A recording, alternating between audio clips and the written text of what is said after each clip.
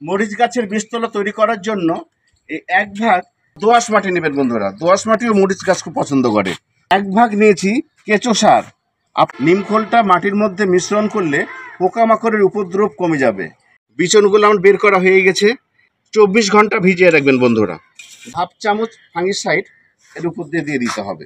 এই বীজতলায় যেটা করে রেখেছি মাটি দিয়ে একটা একটা করে আপনারা এইভাবে দিয়ে দিবেন। এখন বন্ধুরা এইভাবে ঝাঁঝরের সাহায্যে উপরি অংশে হালকা করে পানি দিয়ে দিবেন। আউরগুলা দিয়ে এই বীজতলা এইভাবে ঢেকে দিবেন বন্ধুরা। আউর তুলে নেওয়ার পরে ঢাকনা দিয়ে আপনারা ঢেকে দিবেন। সকালবেলা 1 থেকে 1.5 ঘন্টা এটাতে রোদ লাগাবেন। একটা প্লাস্টিকের ঢাকনা এইভাবে দিয়ে দিবেন। 7 দিন পরে বীজ ফেলার পরে দেখেন এই মরিচের চারাগুলি কত বড় হয়েছে দেখেন। 20 দিন পরে দেখেন আমার এই মরিচ গাছগুলোর কি অবস্থা দেখেন। মরিচের গাছের বয়স আজকে পুরোপুরি 30 দিন।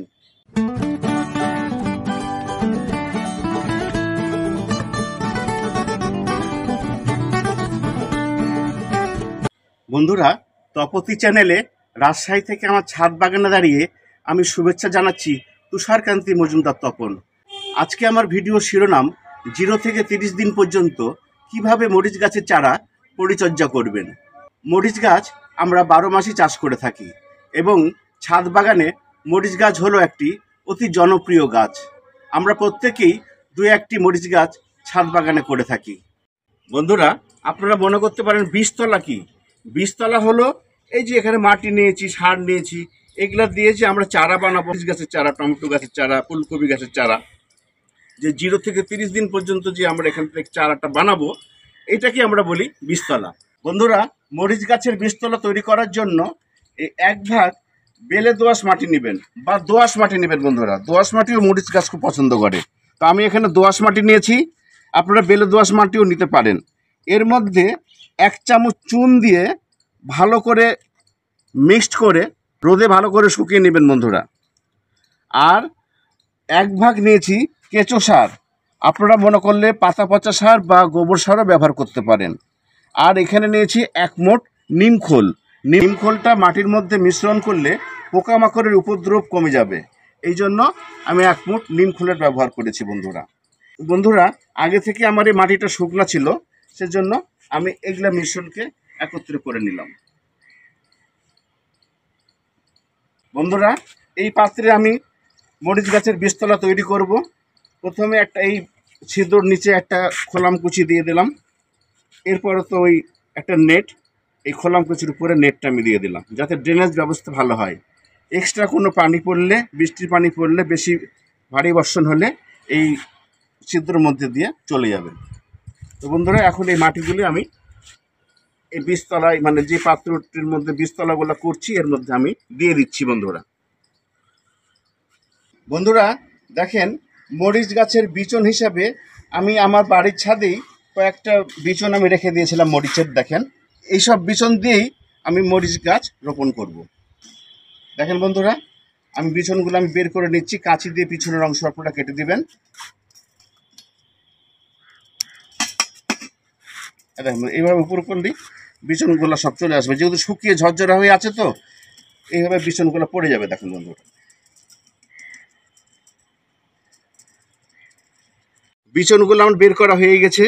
এখন এই বিচনগুলিকে 1 কাপ পানিতে, এরকম 1 কাপ পানিতে 24 ঘন্টা ভিজিয়ে রাখবেন বন্ধুরা। যেহেতু মরিচের গাছ একটু চিমড়া, তো একটু ভিজতে সময় লাগে, এজন্য 24 ঘন্টা আপনারা এইভাবে ভিজিয়ে রাখবেন বন্ধুরা। এই কাপে 24 ঘন্টা মরিচের বিচনগুলো রাখা হয়ে গেছে, যাতে করে বীজগুলা মাটিতে না পড়ে যায়। আপনারা ছাঁকনি দিয়েও করে নিতে পারেন, কোনো অসুবিধা নেই।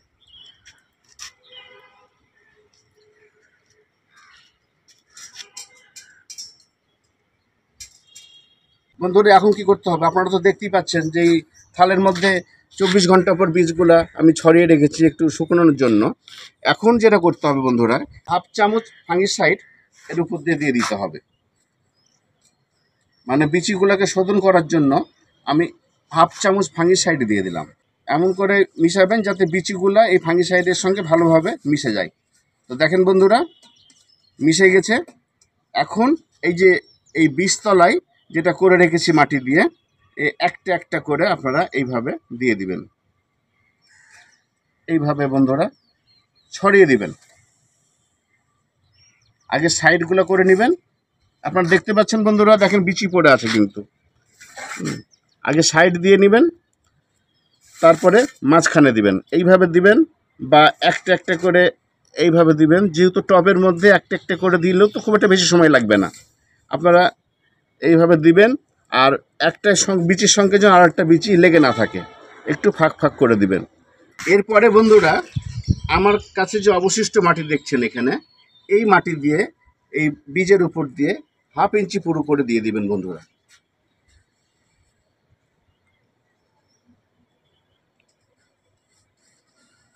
দেখেন বন্ধুরা, 1/2 ইঞ্চি করে দিয়ে দিবেন। এখন বন্ধুরা এইভাবে ছাজরের সাহায্যে উপরি অংশে হালকা করে পানি দিয়ে দিবেন। খুব বেশি পানি দিবেন না, বেশি পানি দিলে কিন্তু বীজগুলো সব পচে যাবে। এরপর কি করতে হবে বন্ধুরা, আমার হাতে যে আউরগুলা দেখছেন, এই আউরগুলা দিয়ে এই বীজতলা এইভাবে ঢেকে দিবেন বন্ধুরা।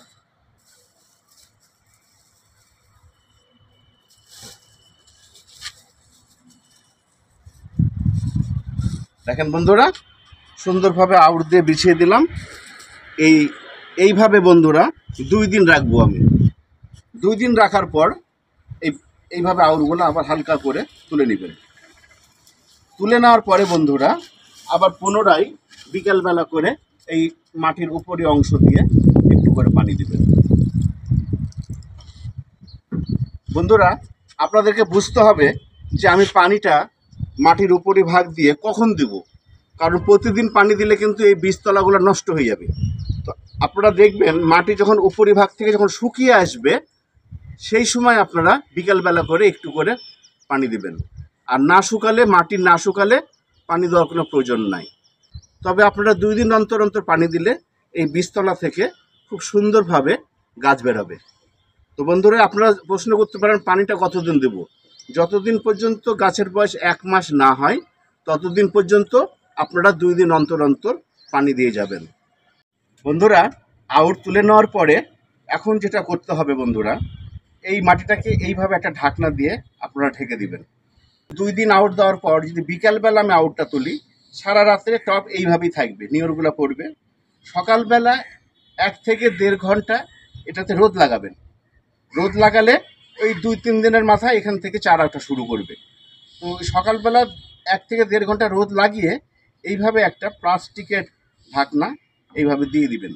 তাতে করে হবে কি, সারাদিনে যে প্রখর রোদ পড়ে বা যদি ভারী কোনো বর্ষণ হয়, এই প্লাস্টিকের ঢাকনার উপর দিয়ে সেই বর্ষার পানিটা সাইড দিয়ে পড়ে যাবে, আর রোদ থেকে এই চারা গাছগুলোকে কোনো ক্ষতি করবে না। ঠিক বিকালবেলায় এইভাবে আপনারা এই ঢাকনিটা তুলে দিবেন এবং 2 দিন পর পর যখন মাটি শুকিয়ে আসবে, এই ঝাঁঝরির সাহায্যে একটু করে পানি দিবেন। এইভাবে আপনারা 10 দিন এই ডালির ব্যবহারটা আপনারা করবেন বন্ধুরা।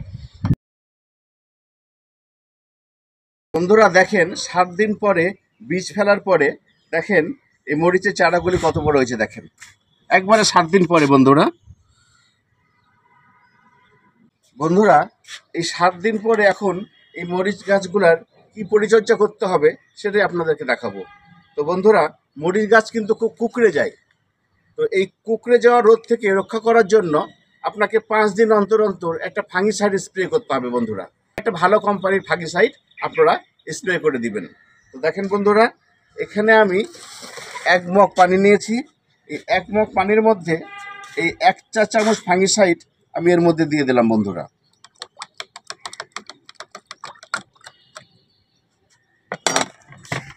এবার আমি স্প্রে মেশিনে এগুলো সব ভরে দিলাম।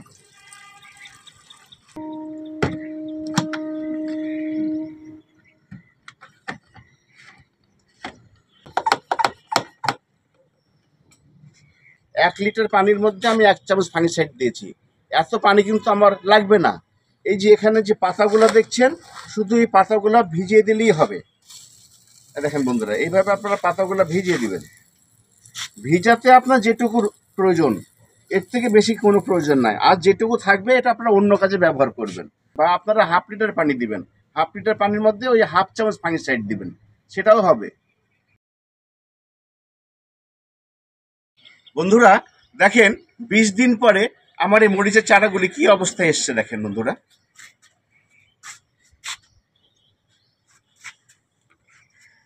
5 দিন অন্তর অন্তর ফাঙ্গিসাইড বিকেলবেলা করে আমি স্প্রে করে গেছি। বন্ধুরা আমার এই মরিচের গাছের বয়স আজকে পুরোপুরি 30 দিন।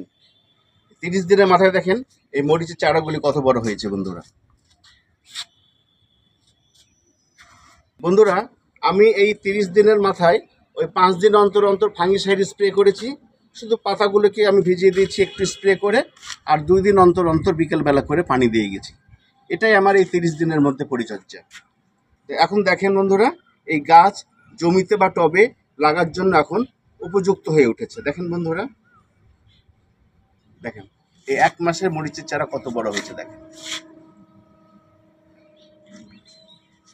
বন্ধুরা এখানে একটা কথা আছে, আপনারা এই যে বীজতলা আমি যেটা দিয়ে তৈরি করেছি, যেটা আমি দেখিয়েছি ভিডিও শুরুতে, যে বীজতলার জন্য কি কি উপকরণ লাগে, মাটি, কেঁচো সার আর একটু নিমখোল দিয়েছি।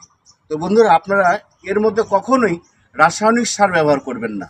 বীজতলা আপনারা জৈবভাবে করবেন বন্ধুরা, রাসায়নিক সারের ব্যবহার করবেন না। যেহেতু আমার বাগান করার আইডিয়া 10-12 বছর হয়ে গেছে, মোটামুটি আমার একটা খুব বেশি লেভেলে না হলেও মোটামুটি আমার একটা আইডিয়া চলে আসছে বন্ধুরা। আপনারা পার্মানেন্ট মরিচ গাছ বলতে কি বোঝায়, যে একটা মরিচ গাছ টবে লাগালাম 1 বছর 2 বছর 3 বছর এই টবে থাকবে, এটাকে পার্মানেন্ট মরিচ গাছ বলে। এই পার্মানেন্ট মরিচ গাছ আপনারা ছাদে লাগাবেন না। পার্মানেন্ট মরিচ গাছ লাগালে কি হয়, প্রথম 3 মাস পর হয়তো একটু ভালো ফলন আসে, কিন্তু তারপর দেখা যায় এই পাতাগুলো কুঁচকে যায়, পাতার রং ডিসকালার হয়ে যায় এবং ফুল আসা কমে যায়, তখন আর মরিচের উৎপাদনটা আর বেশি হয় না বন্ধুরা। তো আমি আপনাদের সাজেস্ট করব এইভাবে চারা তৈরি করে নিয়ে এটা আপনারা টবে লাগিয়ে 3 মাস বা 4 মাস পর্যন্ত যেটুকু বাম্পার ফলন হয় সেই পর্যন্ত ফলনটা নিয়ে আবার ওই গাছটা ফেলে দিয়ে আবার টবে নতুন করে চারা বসাবেন। কখনো আপনারা পার্মানেন্ট গাছ, মরিচের গাছ ছাদে রাখবেন না।